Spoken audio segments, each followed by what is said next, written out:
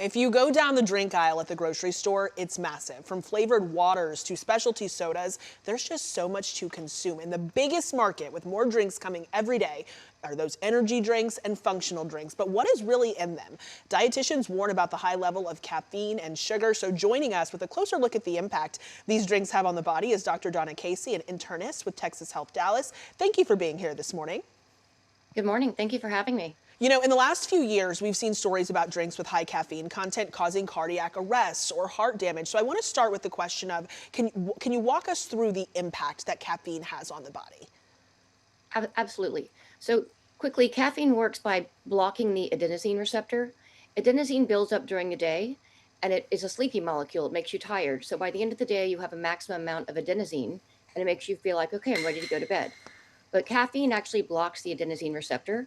So for a short period of time, for instance, a cup of coffee lasts about 4 or 5 hours. The adenosine keeps building up, but the coffee blocks it so you feel wide awake.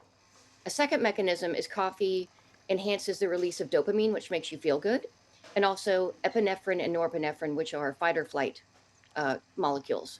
So it makes you kind of feel good and then energetic at the same time. The negative sides of this is that you can have palpitations, increased GI mobility, which can mean heartburn or diarrhea, and coffee also acts as a diuretic. Dr. Casey, I'll be so honest with you. Before getting pregnant, I did not pay any attention at all to how much caffeine I was consuming. But this is something we should monitor. Can you tell us why and also at what point consumption becomes excessive? Absolutely. Well, part of the problem is dependence. So if you have a coffee in the morning and you block the adenosine, and about 5 hours later you have a crash, because as the caffeine wears off, that high amount of adenosine that's accumulated make you feel all of a sudden tired and sleepy. And you think, I need another cup of coffee.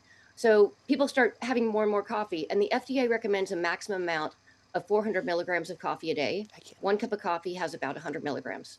So that would mean in theory 4 cups a day. If we get above that, people start having palpitations, racing heart, increased risk of atrial fibrillation, which is a arrhythmia, um, increased risk of GI side effects. I think the concern is not really the coffee that we're talking about. The concern is these energy drinks with really high amounts of caffeine. Or you go to a bar and they say, we're going to give you an extra shot of caffeine. And so you never really know how much you're getting. And one more thing, the energy drinks are kind of tricky because they may say on the label 140 milligrams of caffeine per 8 ounces, but you're having a 24-ounce drink, right? So you're really getting more than that. And then one more item, there's now these new alcohol drinks that they combine with caffeine. And the concern about that is you can be intoxicated and you think you're having some caffeine to keep you awake, but you're really just a drunk, jittery person, right? Which is very concerning because you think, oh, I can drive or I can act normally, right? When you're so we should never combine alcohol and caffeine. Oh, that's Um, such good advice. That is such good advice. And you just talked about some of the labels that are on these products beyond caffeine, because some of these products, these energy drinks, are really marketed to us as being healthy, having natural ingredients, making us think we're doing something good. What are some of the other things that we should be cautious about in these energy drink products?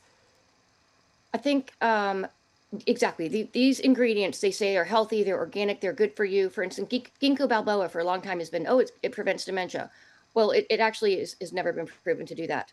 And the vitamin B3 that we see here, that actually can cause flushing and a racing heart. So you combine these things together and people start having palpitations, raciness, anxiety. A big day for anxiety is in when people start on the weekends, people start doing these energy drinks. They're playing golf or they're exercising. Another item is people now think they should have caffeine before they exercise, which is actually not a good idea. And remember, caffeine is dehydrating. Um, I do want to mention something. If you think you're having too much caffeine, or you notice you're having more and more, you're walking around with coffee in your hand or energy drinks, you should start to cut down. There's a 4 day 25% rule. Every 4 days, try to cut down by 25%. Because if you stop cold turkey, you're going to feel horrible. So we don't ever want to stop cold turkey. Um, and then one more thing: sunlight in the morning on your face and your eyes tells your body to secrete cortisol, which is a better way of waking up than having a big cup of coffee. That advice is so good, doctor, because my last question for you was going to be, what is your advice for folks who are trying to stop drinking these drinks so much? Because that dependency factor is so real. Dr. Casey, thank you for being here. This is a topic that is so important. It's hard to talk about because we do love our coffee, we do love our energy drinks, but is so important. Thank you for being here. We'll be right back. Thank you for having me.